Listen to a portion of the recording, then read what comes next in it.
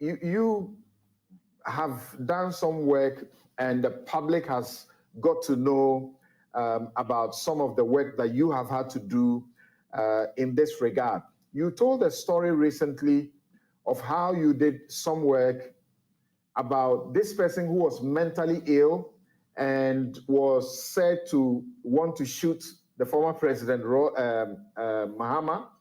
And then you went to defend him. And then when everything was finished, they brought you, is it some 200 Ghana cedis, and you asked them to take it back. Question is, pro bono should not always be completely free without paying for your transport. That is very, very true, Samson. Pro bono shouldn't be, well, it could be free, and it could be with some reduced remuneration.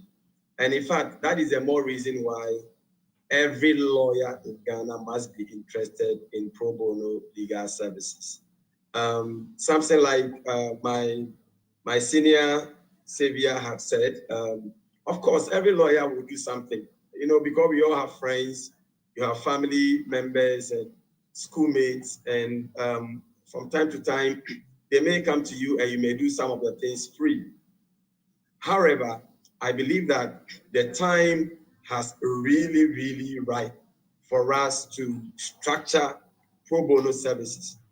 Something, if you look at best practices around us, many countries, you go to France, Canada, Australia, Angola, and Germany, South Africa, and even the best example can be found even in Rwanda. And I've taken time to actually review some of what they do in chapter 18 of my book titled Pro Bono Lawyer Without Honor. And it's called Structuring Pro Bono Practice in Ghana. It is critically important that at this point, pro bono services will not be limited to the desires of lawyers, whether they really feel like doing it or not doing it.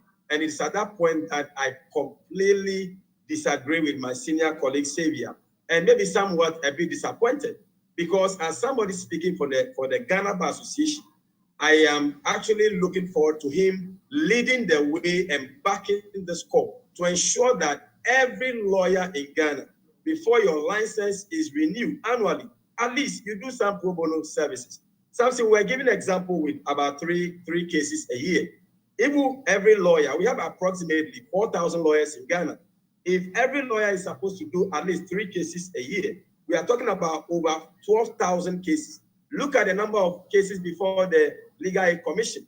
Those cases should have been gone. They would have had lawyers doing those cases.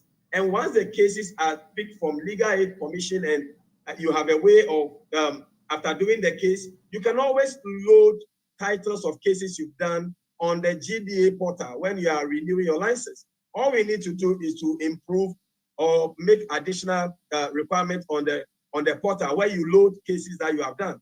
And we can always cross-check those cases. And of course, if you are a lawyer and you withhold critical information or you lie about that, you know that could amount to professional misconduct. So I don't think there's going to be difficulty with, making this happen. And I think that the call by the justices of the Supreme Court is in the right direction, and we all must support it. Yes, pro bono is not free. And that is the more reason why every lawyer must be committed to pro bono services in Ghana.